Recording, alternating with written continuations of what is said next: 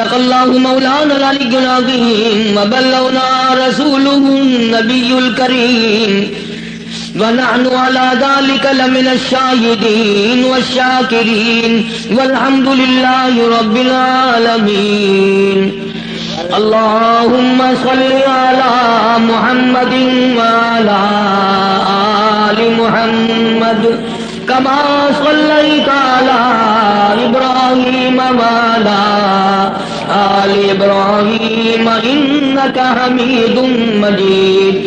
اللهم بارك على محمد وعلى آل محمد كما باركت على إبراهيم وعلى آل إبراهيم إنك حميد مجيد. کہ یہ آیتیں جو اس وقت تلاوت کی گئیں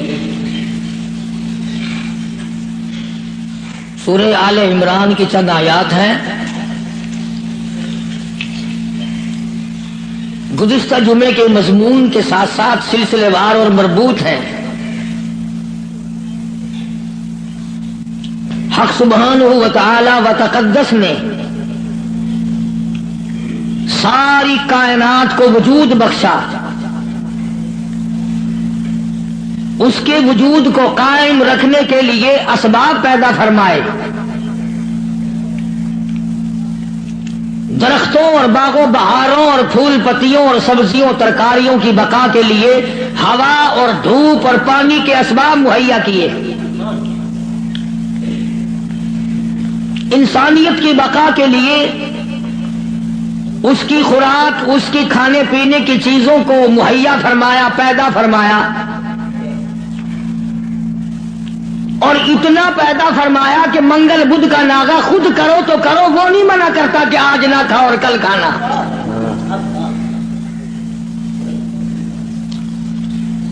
اسی لیے لوگوں نے منگل بدھ کے دن ختم دلوانا چھوڑ دیا. مولوی ختم پہ مسور کی دال پہ آئے گا کیسے؟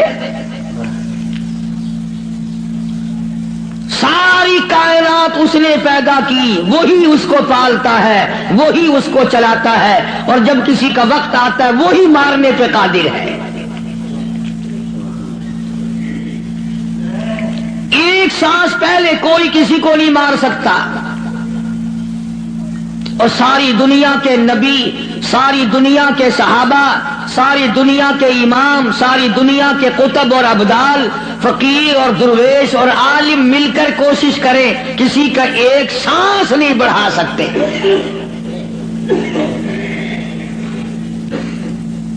جو وقت معین فرما دیا رب العالمین نے،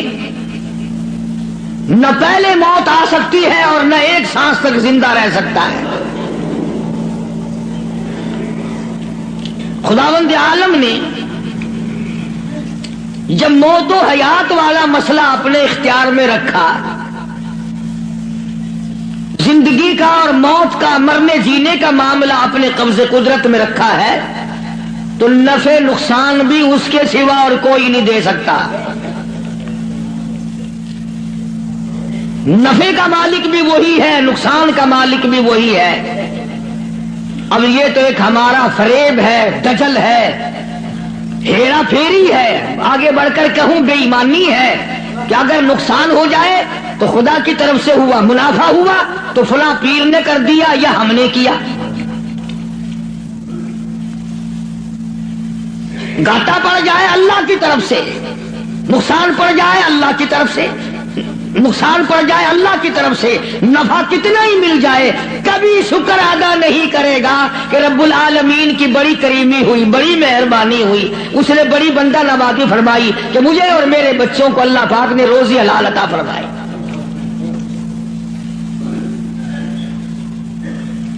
جب یہ ساری چیزیں اسی کے قبضے قدرت میں ہیں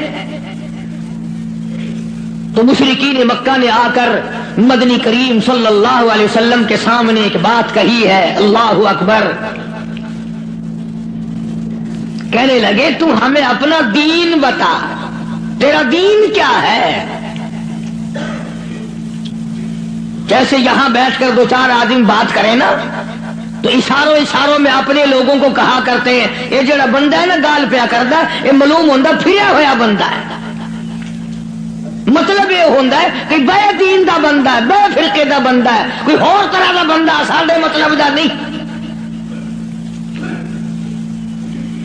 مشرکین مکہ سارے اکٹھے ہو کر سامنے آئے مدنی کریم صلی اللہ تعالی علیہ وسلم کے، اور آ کے کہنے لگے تو رات دن کچھ پھری پھری باتیں کرتا ہے، کچھ اور طرح کی باتیں کیا کرتا ہے، تیرے دین کا ہمیں پتہ کوئی نہیں چلتا، تیرے ایمان کا پتہ نہیں چلتا، تیرے اسلام کا ہم کو پتہ نہیں، تیرے مذہب کا پتہ نہیں، ہمیں دین بتا۔ آواز آئی قل، میرے نبی کہو فرماؤ، یا ایھا الناس، او مکے والوں، او مدینے والوں، او عرب والوں، عجم والوں، ساری دنیا کے انسانوں، عربیوں، اجمیوں، کالوں، گوروں، پڑھے ہوئے ہو، ان پڑھو، بوڑھوں، جوانوں، عورتوں، مردوں، فرمایا یا ایھا الناس، اے لوگوں، اللہ پاک فرما رہے میرے محبوب یوں فرماؤ، یا ایھا الناس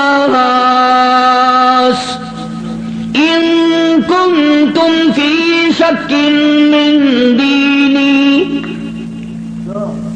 ان کنتم، اگر تم شک رکھتے ہو، ان کنتم فی شک من دینی، اگر تمہیں شک ہے میرے دین میں، میرے دین کے بارے میں، میرے دین کے معاملے میں، آؤ میں اپنا دین صاف کر کے بتا دوں، آؤ میں اپنا مذہب بتا دوں، آؤ تمہیں میں اپنی جماعت بتا دوں، آؤ میں تمہیں اپنا فرقہ بتا دوں۔ فرمایا فلا اعبد الذین تعبدون من دون اللہ،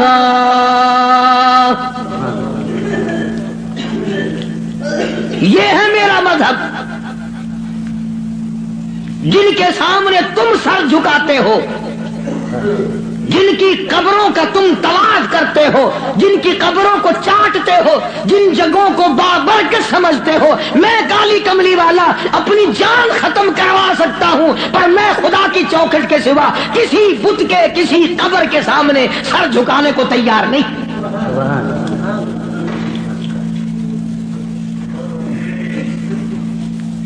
سرکار مدینہ صلی اللہ علیہ وسلم نے ابراہیم علیہ السلام کی قبر کے سامنے سر نہیں جھکایا، تم ننگوں کی قبروں کے سامنے سر جھکاتے ہو۔ مدنی کریم صلی اللہ تعالی علیہ وسلم نے اسماعیل علیہ السلام کی قبر کے سامنے سر نہ جھکایا، یعقوب علیہ السلام کی قبر کے سامنے سر نہیں جھکایا، یوسف علیہ السلام کی قبر کے سامنے سر نہیں جھکایا، موسیٰ علیہ السلام کی قبر کے سامنے سر نہیں جھکایا، اور آپ صاف صاف فرما دیا فلا اعبد الذین تعبدون من دون اللہ، میں ہرگز ہرگز کسی اور کی عبادت کرنے کو تیار نہیں، میری ساتھ لڑو، میری ساتھ جھگڑا کرو، او مکے والوں میں تم سب کی مار کھانے کو تیار ہوں، اپنے دین کا سودا کرنے کو تیار نہیں۔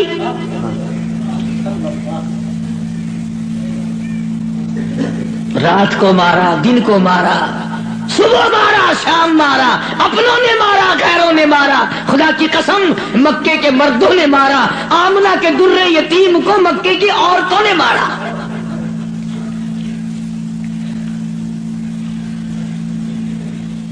اور کس کی عبادت کرتے ہو؟ کس کی پوجا کرو گے؟ کون ہے عبادت کے لائق؟ فرمایا میں تو عبادت بھی، سجدہ بھی، رکوع بھی، نظر نیاز بھی ساری اس کے لیے کرتا ہوں، ولیکن اعبد اللہ الذی یتوفاکم، فرمایا میں اس کو خدا مانتا ہوں، میں اس کو رب مانتا ہوں، میں اس کو مشکل کشا مانتا ہوں، میں اس کو حاجت روا مانتا ہوں، میں اس کو نظر نیاز کا حقدار مانتا ہوں، جو میری اور تمہاری موت پہ قادر ہے۔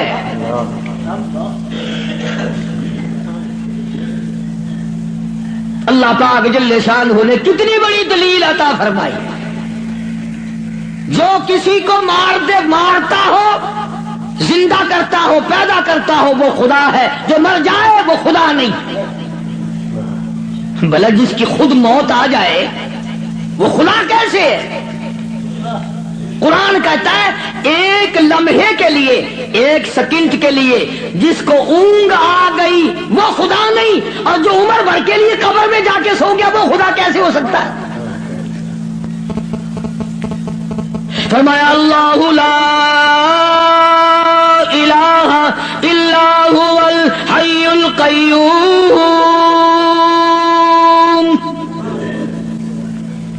الہ وہ ہے، مشکل کشا وہ ہے، ستاروں کا مالک وہ ہے، چاند کا مالک وہ ہے.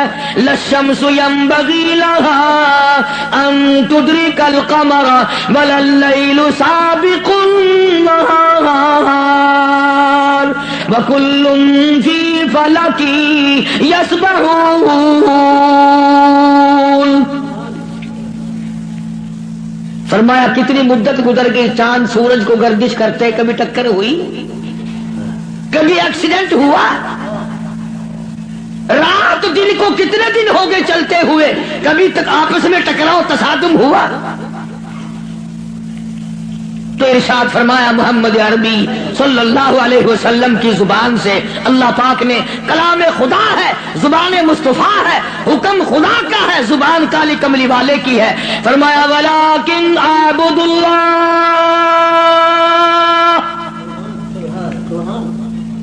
میں اس کو حاجت روا مانتا ہوں، میں اس کو مشکل کشا مانتا ہوں. میری بگڑی بنانے والا وہ ہے، اجڑوں کو بسانے والا وہ ہے، اولاد دینے والا وہ ہے، اولاد دے کر کے لے لینے والا وہ ہے، تخت و تاج عطا کرنے والا وہ ہے، اور تخت پہ سے اٹھا کر پھانسی پہ لٹکا دینے والا وہ ہے. وَلَٰكِنْ أَعْبُدُ اللَّهَ الَّذِي يَتَوَفَّاكُمْ وَأُمِرْتُ أَنْ أَكُونَ مِنَ الْمُؤْمِنِينَ. مجھے حکم ملا ہے کہ میں سب سے پہلے اس مالک کائنات پہ یقین کرنے والا بنوں، فرما برداری کرنے والا بنوں، احکام کو سنبھالنے اور عمل کرنے والا بنوں. سب سے پہلے مجھے حکم ملا ہے. وَأَنْ أَقِمْ وَجْهَكَ لِلدِّينِ حَنِيفًا وَلَا تَكُونَنَّ مِنَ الْمُشْرِكِينَ. فرمایا کہ مجھے حکم ملا ہے میں اللہ سبحانہ و تعالیٰ کی طرف منہ رکھوں. منہ رکھنے کا مطلب یہ کبھی اس سے نہ بگاڑوں، اس کے مقابلے میں کبھی کسی کو حاجت روا نہ جانوں. اچھا ایک لفظ اور سمجھ لیں، اگر آپ کی سمجھ میں یہ باتیں بیٹھ جائیں تو انشاءاللہ تا زندگی کام آئیں گی. یہ جو لفظ سبحان ہے، سبحان ربی العظیم، سبحان ربی الاعلی، سبحانک اللہم، سبحان اللہ وبحمدہ، سبحان اللہ والحمدللہ، فسبحان اللہ رب العرش العظیم، سبحان اللہ عما یشرکون. یہ جو قرآن میں، نماز میں، حدیثوں میں لفظ سبحان ہے، اس کے معنی، اس کا ترجمہ سب علماء اور تمام لوگ یہ کرتے ہیں پاک ہے اللہ. اس کا مطلب یہ معنی یہ کرتے ہیں پاک ہے اللہ. سبحانک اللہم، اے اللہ ہم تیری پاکی کا اقرار کرتے ہیں. جو میں آپ کو سمجھانا چاہتا ہوں وہ اب بھی نہیں سمجھے، وہ اب بھی نہیں سمجھے. پاک ہے ذات تیری. پتہ لوگوں نے کیا سمجھا؟ گندگی سے پاک ہوگا، چھینٹے پڑنے سے پاک ہوگا، استنجا کرنے سے پاک ہوگا، بیوی سے پاک ہوگا، ماں باپ سے پاک ہوگا، کھانے پینے سے پاک ہوگا، سونے سے پاک ہوگا، کسی کا محتاج نہیں ہوگا. یہ معنی نہیں ہے. سبحانک اللہم، اے اللہ ہم تیری پاکی کا اقرار کرتے ہیں، تو پاک ہے. کیسے پاک ہے؟ پلیتی سے پاک مراد نہیں، نہ باقی سے مراد پاک نہیں، بلکہ تو پاک ہے اس بات سے کہ تیری خدا कोई साझी बने, तू इस बात से पाक है, कोई तेरा साझी बन नहीं सकता। इसलिए फरमाया सुभान अल्लाह अम्मा युशरिकून, तू शरीकों से पाक है।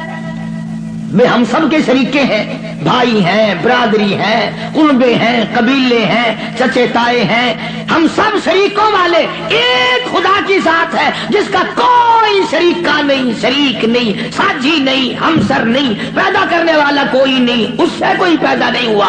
वो अपनी खुदाई में यकता है, कदीम है, हमेशा से है, हमेशा रहेगा।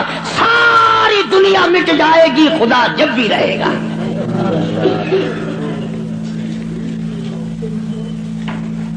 लोग सुभान अल्लाह का माना ये समझते हैं, सारे मौलवी भी सिखावे अल्लाह की जात पाक है। लोग ये समझते हैं गुस्ल खाने में से नहा के निकला होगा, पाक हो गया, पाक है।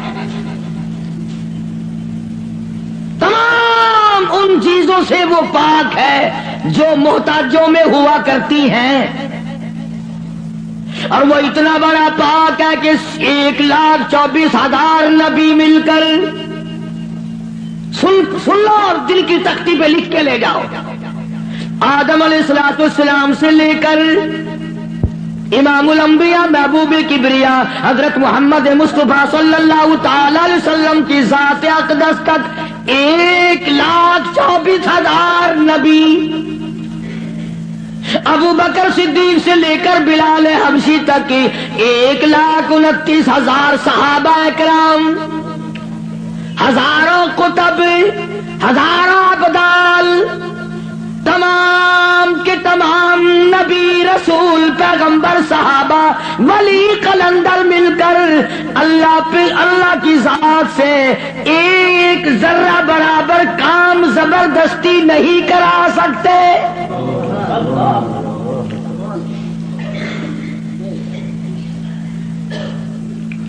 कोई जबरदस्ती नहीं करा सकेगा। आयतुल कुर्सी की केसट आपने सुनी होगी। फरमाया मन ज़ल्लज़ी यशफ़अु इंदहु इल्ला बिइज़्नी। मन, ये जो लफ्ज है अरबी का मन, इसके माना ही पता क्या है? जैसा कि उर्दू बोली में अगर कोई बात कही जाए ना, एक आदमी एकदम कहता, कौन कहता है, कौन कहता है, यूं है। मुल्तानी जुबान को चाह देनी, केड़ा बंदा आता है मेरे सामने एक बारी मुंह कराऊंगा, लिखा सही ना घिंचा, केड़ा आखदा है। फरमाया मन ज़ल्लज़ी यशफ़अु इंदहु, कौन है, कौन है जबरदस्ती सिफारिश मुझसे कराने वाला, मेरे सामने करने वाला, इल्ला बिइज़्नी, जब तक मैं इजाजत ना दूं कोई दम नहीं मारेगा। मेरी तरफ से इजाजत जब तक ना होगी, न औलाद माँ बाप के हक में सिफारिश कर सकेगी, न नेक आदमी अपने साथियों और दोस्तों के बारे में सिफारिश कर सकेगा। बल्कि फरमाया जब तक मेरी तरफ से इजाजत ना होगी, नबी भी, खुद मदनी करीम सल्लल्लाहु अलैहि वसल्लम भी उस वक्त तक सिफारिश नहीं कर सकते जब तक अल्लाह पाक की तरफ से इजाजत ना मिले। जो मैंने तर्जुमा किया, घरों में कुरान करीम रखे हैं, देख लेना जाकर। मन ज़ल्लज़ी, कौन है, किसकी मजाल है, किसकी जुर्रत है, कौन मेरे सामने आ सकता है। और कैसे सामने आए, मैदान महशर होगा। कुरान करीम में आवाज आती है, यौम यजमउल्लाह, यौम यजमउल्लाहुर रुसुल फयक़ूलु माज़ा उजिबतुम। अल्लाह पाक सारे नबियों को, सारे रसूलों को, सारे नबियों को, सारे पैगंबरों को जमा करके फरमाएंगे, क्या तुमने लोगों को कहा था। हालांकि अल्लाह पाक जानता है وہ عالم الغیب ہے، اسے پتہ ہے، مگر پھر بھی ضابطے کو پورا کرنے کے لیے پوچھتا ہے۔ ایک دو کی بات نہیں، یوم یجمع اللہ الرسل، سارے رسولوں سے اللہ پوچھے گا۔ فَيَقُولُ مَاذَا أُجِبْتُمْ، کیا تم نے کہا تھا خدا کے سوا ہماری پوجا کیا کرو، ہماری قبروں کو سجدے کیا کرو، ہماری قبروں کا طواف کیا کرو، ہماری قبروں پہ غلاف چڑھایا کرو، ہماری قبروں پہ دیوے بالا کرو، ہماری قبروں پہ پھول چڑھایا کرو۔ فَيَقُولُ مَاذَا أُجِبْتُمْ، کیا تم نے کہا تھا؟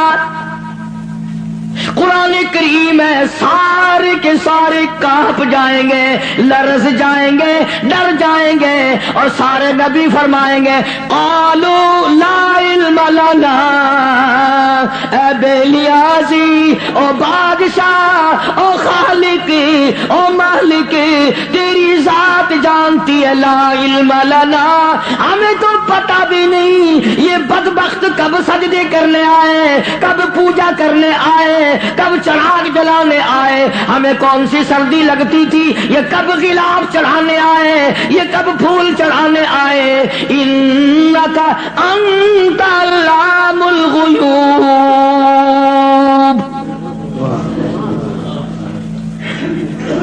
اگر ہم کہتے میرے رب اور ہمارے پروردگار، تیرے سے چھپی نہ رہتی بات، ہم نے نہیں کہا ان کو۔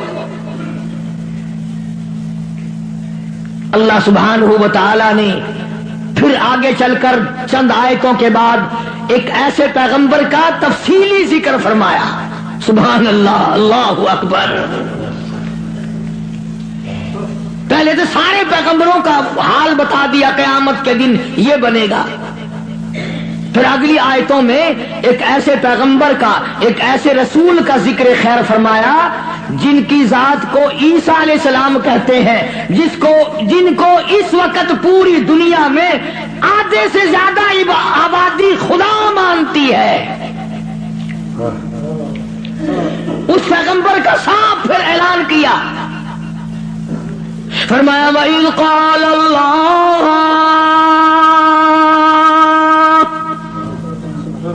یا عیسیٰ ابن مریم، او عیسیٰ علیہ السلام بیٹے مریم کے، یا عیسیٰ ابن مریم، او مریم کے بیٹے، او عیسیٰ علیہ السلام، یہ جو عیسائی تجھے خدا مانتے ہیں، اَأَنْتَ قُلْتَ، کیا تو نے کہا تھا مجھے الہین من و امی الہین من دون اللہ،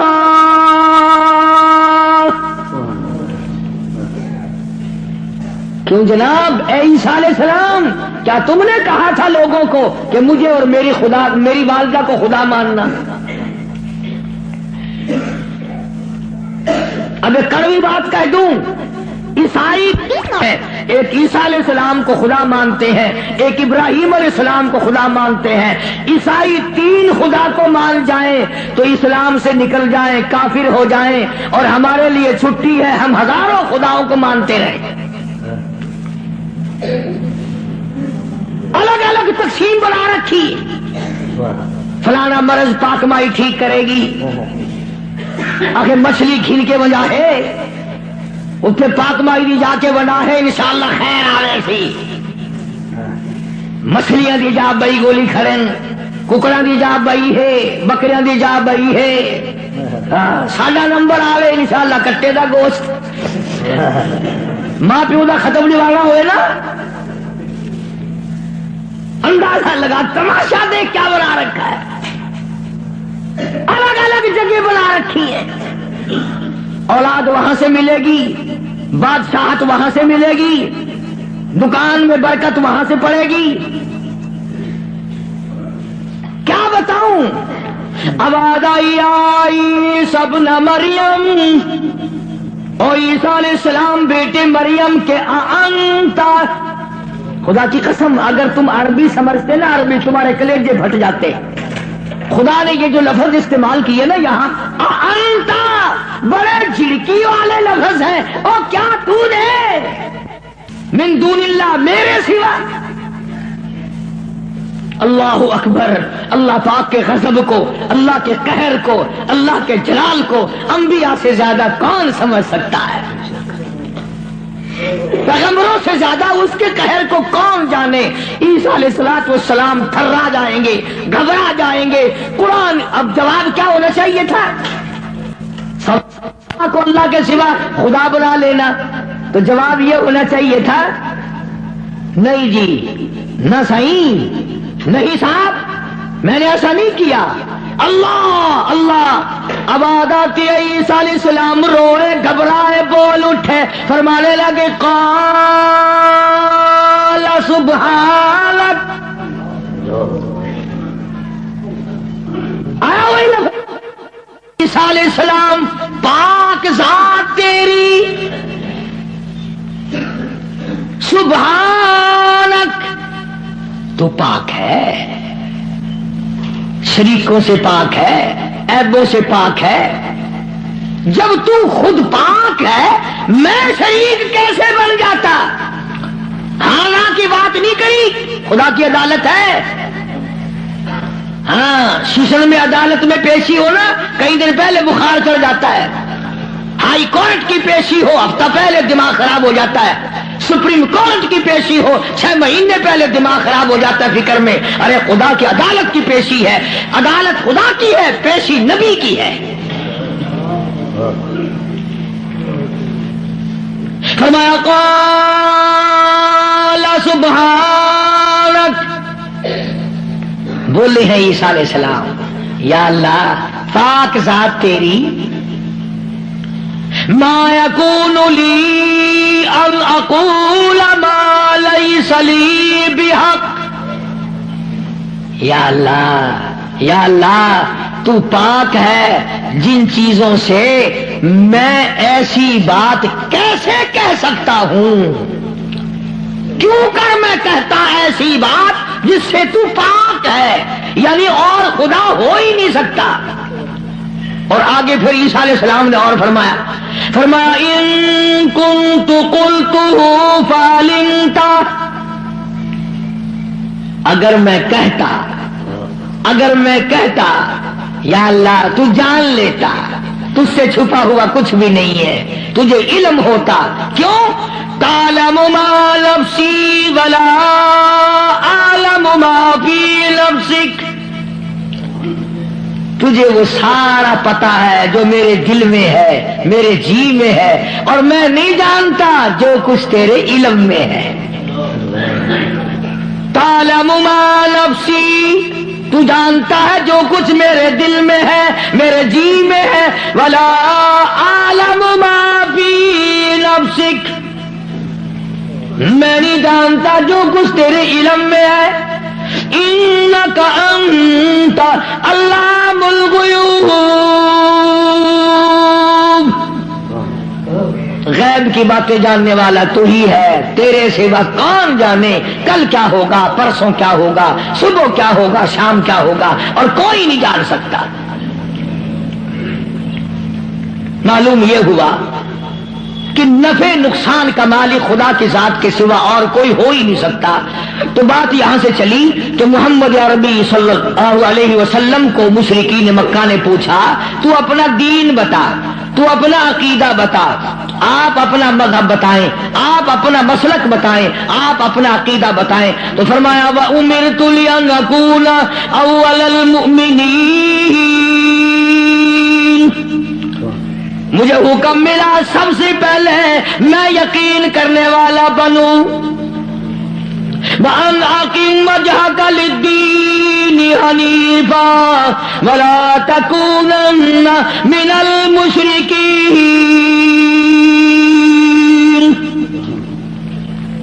میں اس خدا کی طرف منہ کیے بیٹھا ہوں میرا اسی کی طرف دھیان ہے، اسی کی طرف توجہ ہے. اور لوگوں مجھے مارو یا چھوڑو، صلح کرو یا لڑائی کرو، میرے غلاموں کو مارو یا چھوڑو، میں اپنے اس پیٹ پہ ایک ایک وقت میں 2 پتھر تو باندھ سکتا ہوں، پر اپنے خدا کے ساتھ میں کسی کو شریک نہیں کرنے کا.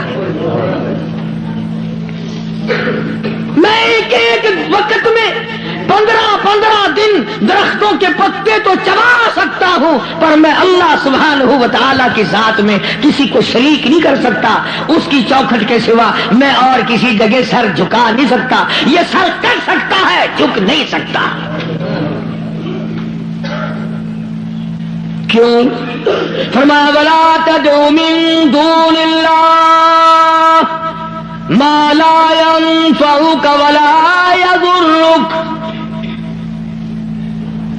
نفع اسی کی طرف سے ہے، نقصان اسی کی طرف سے ہوگا. اور اگلی آیت کا اگر سیدھا سیدھا ترجمہ کروں تو آپ سمجھیں گے مشکل سے. قرآن کریم کا یہ مزاج ہے، اللہ تبارک و تعالیٰ کی یہ عادت ہے کہ وہ احکام بیان کرتے ہوئے اس طریقے سے بیان کرتے ہیں جیسا گھروں میں عورتیں ڈائریکٹ بہو کو کہتی ہوئی ذرا گھبراتی ہے، لڑائی جھگڑے کا امکان ہے کہ کھڑی ہو جا، کام پڑا ہے. اصل مقصد ہے بہو کو کہنا، لیکن ماں کرے گی کیا؟ یہ چھوکری کھڑی ہو جا، دیر ہوگی، شرم نہیں آتی، اب تک پڑی ہے. جانے گی نا کہ یہ میری لڑکی ہے، برا نہیں ماننے کی.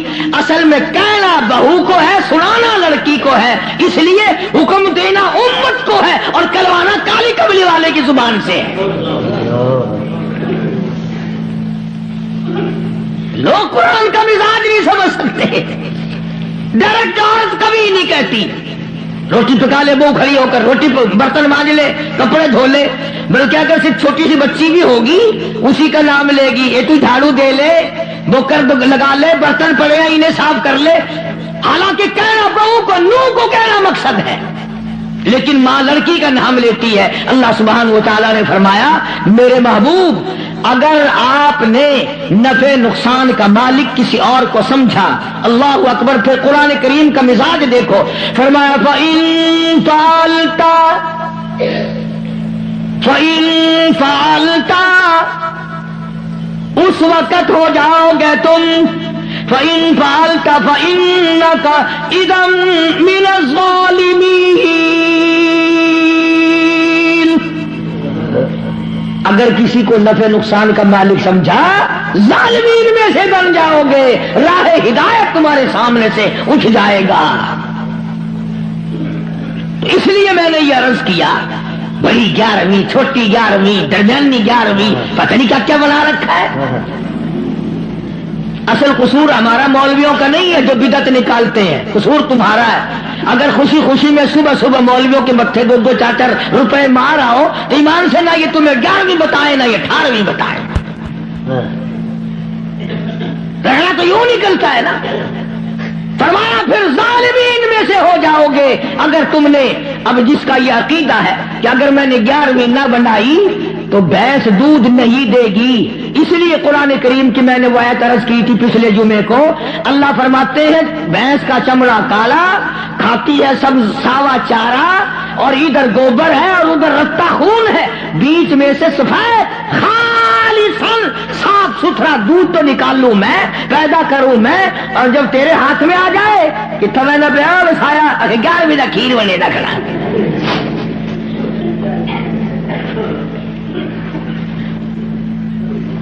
فرمایا یہ میں نے پیدا کیا ایک ایک قطرہ دودھ کا، ایک ایک قطرہ خالصاً. لوگوں نے یہ سمجھا پانی ملا ہوا نہیں ہوگا. یہ جو لفظ خالص ہے قرآن کریم میں، اس سے لوگوں نے یہ سمجھا ہوگا کہ خالص ہوگا بغیر پانی کا. نہیں، یہ بات نہیں، بلکہ اللہ پاک فرماتے ہیں پانی سے بھی پاک ہے. خالصاً میرے نام کے سوا اس دودھ کا ایک قطرہ پیدا کرنے والا کوئی نہیں. خالصاً ایک بوند دودھ کی میرے سوا کوئی نہیں بنا سکتا. اس لیے فرمایا وَإِيَمْسَسْكَ اللَّهُ اللہ اللہ. سورۃ یونس کا آخری رکوع ہے، 11واں سپارہ ہے.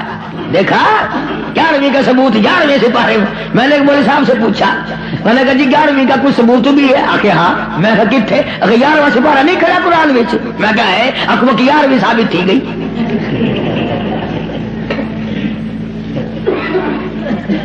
11واں سپارہ آ کے نہیں بتا ہے اکے وہ تھی گئی. اندازہ لگا کیا قصے ہیں یہ. اللہ پاک ہماری رگوں سے بڑا واقف ہے، جانتا ہے نا آدمیوں کی کمزوریوں کو، اور خود اس نے جو بنایا.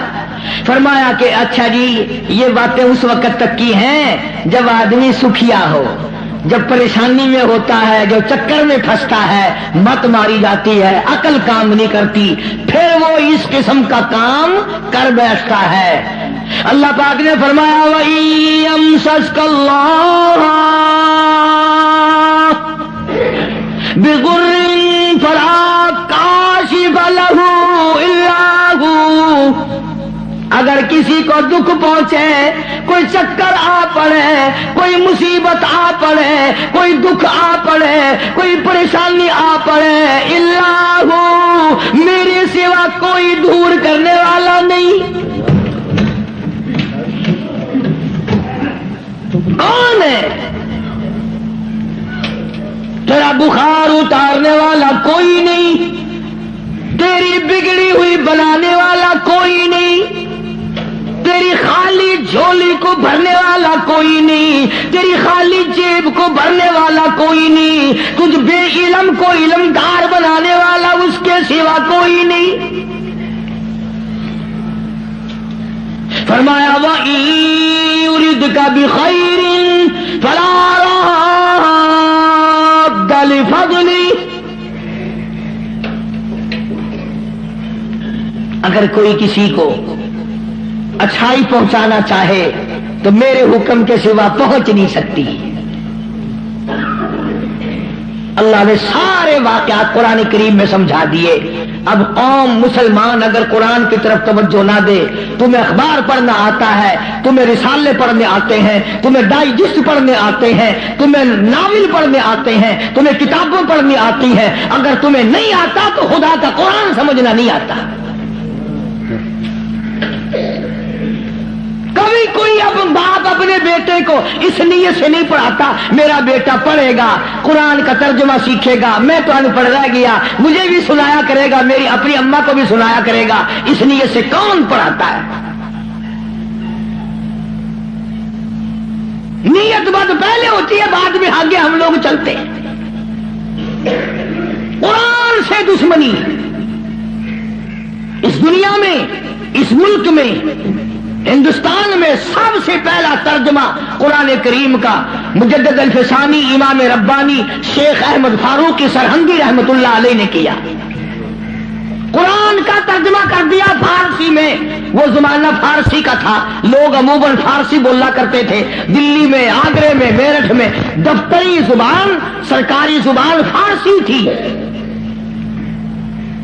تو مجدد الفسانی سرہندی رحمت اللہ علیہ نے قرآن کریم کا ترجمہ فارسی میں کر دیا.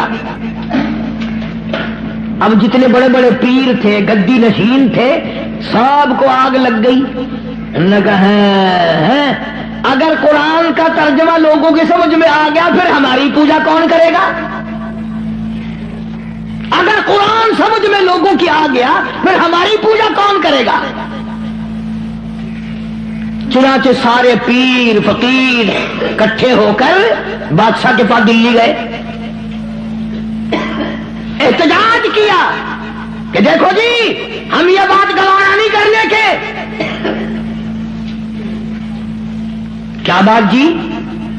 فقیر ہو، درویش ہو، کلندر ہو، پیر ہو، مولوی ہو، کیسے آئے ہو؟ انہوں نے کہا توبہ توبہ توبہ توبہ، قرآن کی بے ادبی ہو گئی. انہوں نے کہا کیا ہوا؟ دیکھو ترجمہ لکھا ہوا تھا نا یوں برابر میں. انہوں نے کہا دیکھو جی قرآن میں است پست لکھ دیا، وہ فارسی زبان لکھی نا حضرت نے ترجمے میں.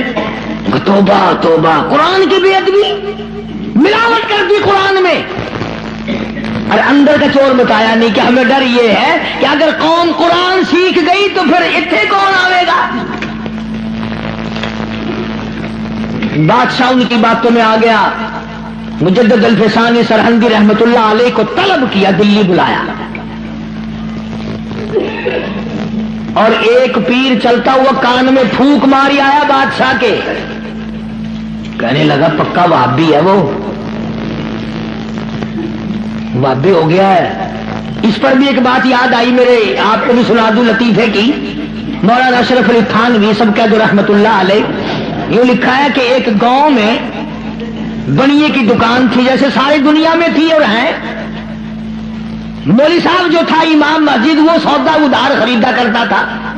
سبھی ادھار لیا کرتے تھے اس زمانے میں بنیوں سے. ایک دن بنیے نے ذرا گرم ہو کر کے مولوی صاحب سے کہہ دیا کہ جی وہ پیسے بہت دنوں کے ہو گئے, پہنچاتے نہیں ہو, کمال ہے تمہاری, لے لے کے کھائے جا رہے ہو, دیتے نہیں ہو. مولوی صاحب ناراض ہو گیا. جمعہ جو آیا اس میں اعلان کر دیا, آج کے بعد اس بنیے کی دکان سے کوئی سودا نہ خریدے. میں نے تحقیق کی ہے, یہ بنیا وہابی ہو گیا ہے. اب لوگوں نے تو مولوی کا کہنا ماننا ہی تھا, سارے چھوڑ گئے. بنیا صبح بیٹھے, شام کو تھپڑ میں سے یوں ہی خالی اٹھ جائے. بڑا حیران ہے کیا ہوا, یہ تو ہوتا تھا کبھی زیادہ بک گیا کبھی تھوڑا, یہ جنرا کیسے لگ گیا, کوئی نہیں آتا, بالکل بند.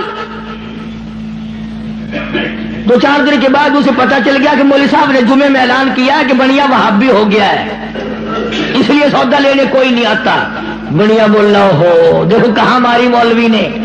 اس نے سوچا چلو مولوی والے پیسے رہ جائیں گے, آئندہ کاروبار تو کرنا ہے. گیا اور جا کر کے ہاتھ جوڑ کے کہنے لگا مولانا وہ پچھلے بھی معاف کر دیے, اور اگلا جو بھی لیا کرو میں پیسے نہیں مانگنے کا. بس اگلے جمعے کو مولوی صاحب نے اعلان کر دیا فلانے بنیے سے سودا خریدا کرو. اس نے وہابی پنے سے توبہ کر لی.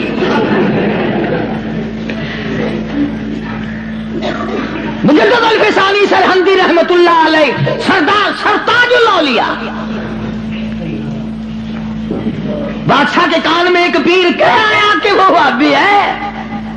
لگا اچھا دیکھ لوں گا میں.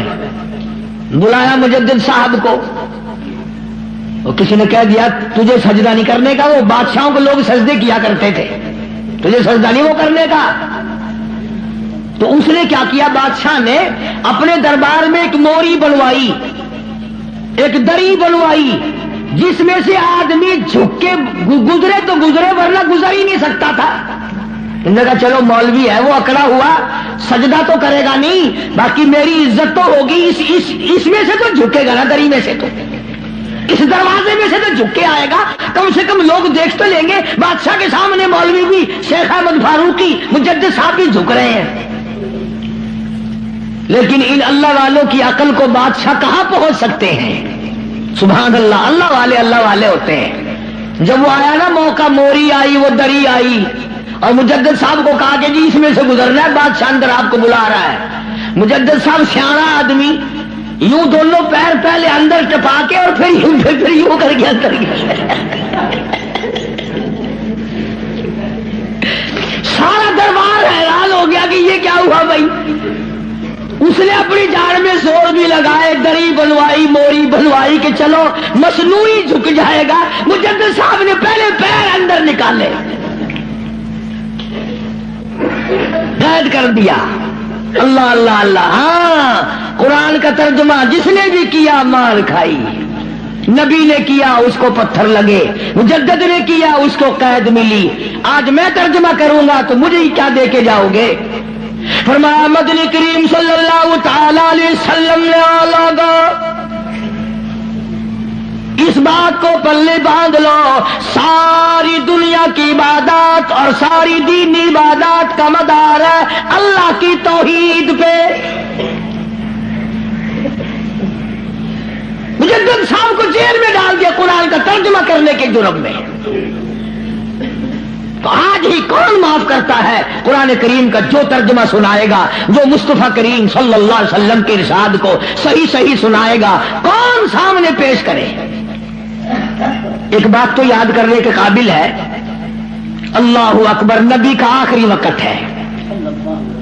صلی اللہ علیہ وسلم. ایمانداری سے بتاؤ قبلے کی طرف منہ کیے ہوئے سارے باوضو بیٹھے ہو, مرد عورت وضو کے ساتھ بیٹھے ہو, آخری وقت ہو, بالکل آخری وقت ہو, یقین ہو جائے دل کو کسی طرح سے بھی کہ میرا آخری وقت ہے, پھر آدمی ہر وہ چیز مانگتا ہے جو اچھے سے اچھی لگے آخرت کے اعتبار سے, توبہ کرنے کی کوشش کرتا ہے, استغفار کرتا ہے, یعنی جو کام اس کی نظروں میں سب سے اچھا ہو وہ کرنے کی کوشش کرتا ہے. آخر میں مدنی کریم صلی اللہ تعالی علیہ وسلم کا آخری وقت ہے, اللہ پاک کی حضور میں جھولی پھیلا دی, مانگنے والا مصطفیٰ کریم صلی اللہ علیہ وسلم ہے, دینے والا خدا ہے. آخری وقت میں کیا مانگا؟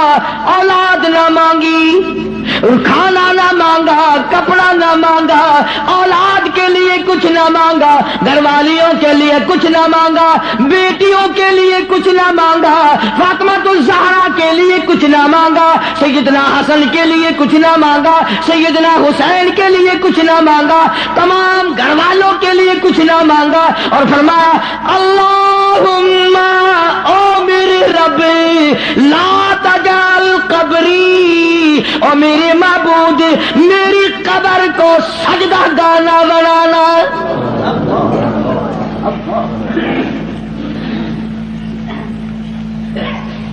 دعا ہے امام الانبیاء.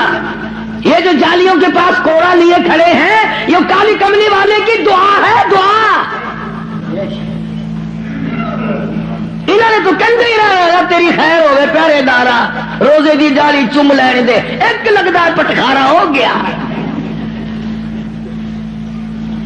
ہوں 400 بندے کٹھے ہوئے مدینے پاک اسی ملاد کرنا ہی کرنا ہے, انہوں نے پھڑ کے ٹھوک دیتے جیل وچ. مگر تسی اتنے مدینے پاک امام الانبیاء دا روزہ اتنے ہوئے, کالی کملی والے صلی اللہ علیہ وسلم دا روزہ مبارک اتنے ہوئے, حضور دے 10,000 جرنیل اتنے ستے پے ہومن, حضور دی 4 بیٹیاں اتنے ہومن, حضور دی 9 گھر والیاں اتنے ہومن, حضور دی 6 پھوپھیاں اتنے ہومن, اور جتنے خالی جیسے جرنیل سوئے ہوئے ہو وہاں تو بیٹھ کر میلاد کرنے لگا. لگائے ڈنڈے لاہور کی پولیس نے بھی. احتجاج کرو جی, اللہ کا دربار ہے, مصطفیٰ کریم صلی اللہ علیہ وسلم کا دربار ہے, اللہ کی اجازت کے بغیر اور میرے محبوب صلی اللہ علیہ وسلم کی منشا کے بغیر مکے مدینے میں کوئی قائم نہیں رہ سکتا. تو دعا مانگی اللہم لا تجعل قبری, یا اللہ میری قبر کو سجدہ گانا بنائیو. ہاں, اور بلکہ یہ تو اللہ میاں سے دعا مانگی, دوسری ایک حدیث یاد آئی, غلط بات نہیں, قبر میں آخر میں نے بھی قبر میں جانا ہے, اللہ سب کو معاف فرمائے. یہ تو اللہ سے دعا مانگی, امت کو کیا فرمایا, امت کو کیا دیا, فرمایا لعن اللہ الیہود والنصارى, لعن اللہ الیہود والنصارى, یہود و نصارہ پہ خدا سے پھٹکار پڑی. اتخذوا قبور انبیائہم مساجدا, انہوں نے اپنے نبیوں کی قبروں کو سجدے کی جگہ بنا لیا تھا, اس لیے ان پہ لعنت آئی. امت کو یوں فرمایا اور وہ اللہ سے دعا مانگی. گویا مدنی کریم صلی اللہ علیہ وسلم نے آخری وقت میں بھی یہ تعلیم دے دی, سجدے کے قابل وہ ہے, نظر نیاز کے قابل وہ ہے, ایک کا ہو کے جی, ایک کا ہو کے مر, چوکھٹ اس کی سر تیرا, در تیرا سر میرا, حکم تیرا اعمال میرے, یہ ساری چیزیں بنے گی جب بات بننی. ابھی یہ کیسر جب بازار میں چلے گی یا یہاں سے سن کر جاؤ گے تو کئی لوگ کہیں گے قاری حنیف قبروں میں فاتحہ پڑھنے سے منع کر رہا تھا. کیوں؟ ان پر کوئی الزام نہیں جو غلط بات کہے, نہ قرآن میں نہ حدیث میں. ہم صحیح بات بھی کہیں پھر بھی اوپر کچھ نہ کچھ فتویٰ لگے بغیر رہتا نہیں. ہم آہ بھی کرتے ہیں تو ہو جاتے ہیں بدنام, وہ قتل بھی کرتے ہیں تو چرچا نہیں ہوتا. کیونکہ جی دیکھو قبروں میں ہائے ہائے ہائے ایڈا ظلم, خدا دا قہر آ گیا ہوتا. فاتحہ کو لوگ آخر منع کر پہ گئے, ہٹ کر پہ گئے. کس نے منع کیا ہے؟ ایک دن میں 2 مرتبہ قبرستان جایا کر, اور تو جاتا ہے وہاں دربار میں پیر کے اور ماں قبر میں جل رہی ہے. ماں کی قبر پہ جا کے فاتحہ پڑھا کر، اور پیر کی جگہ بھی اگر تو جا کے فاتحہ پڑھے تو ثواب ہے، میں منع نہیں کرتا، میں خود جاتا ہوں۔ قرآن پڑھ، تلاوت کر، الحمد شریف 1 مرتبہ پڑھ، 3 مرتبہ قل هو اللہ پڑھ کر اللہ کے بندوں کو ساروں کو بخش دے، ایک کو بخش دے، ماں کو، باپ کو، پیر کو، فقیر کو، کون منع کرتا ہے؟ حکم ہے اس طرح کیا کرو۔ بات ہے دوسری، سلطان باؤ رحمت اللہ علیہ کے مزار پہ چلے جاؤ، ہزاروں من مٹی کا ڈھیر لگا ہوا، چیکڑی مٹی، ٹبے پڑے لگے ہوئے، اور ایک بیٹھا نامس ٹنڈا، لائن لگ رہی ہے عورتوں کی، اور وہ مٹی گول گول کے پلا رہا ہے، کہنے لگا جی 100 مرضوں کی دوا ہے حضرت دی، لے یہ بات نہیں ہے، یہ غلط ہے بس۔ اس لیے قرآن کریم کا ترجمہ سورت یونس کا جو لکھے پڑے لوگ ہیں، 11واں سپارہ سورت یونس کا آخری رکوع ہے، اس کا ترجمہ دیکھنا، تفسیر دیکھنا۔ اللہ مجھے اور آپ کو عمل کی توفیق عطا فرمائے، اللہ پاک ہم سب کا خاتمہ بالخیر فرمائے، قرآن کریم کا اور مصطفیٰ کریم صلی اللہ علیہ وسلم کا خادم اور غلام بنائے۔ وآخر دعوانا الحمدللہ رب العالمین۔ اللہم صل وسلم وبارک علی سیدنا مولانا محمد النبی الامی الہاشمی وعلی آلہ واصحابہ برۃ الکرام۔ یا اللہ سب بیماروں کو شفا عطا فرما۔ حاجی منظور صاحب، حاجی رشید صاحب کے بھائی ہیں اور میرے حج کے بھی ساتھی ہیں، بیمار ہیں، یا اللہ شفا کاملہ عطا فرما۔ حاجی رشید صاحب کو بھی کوئی تکلیف سی رہتی ہے، ویسے ٹھیک اللہ شفا دے، اور تمام مسلمان بیماروں کو شفا عطا فرما، ساری مخلوق پہ کرم فرما۔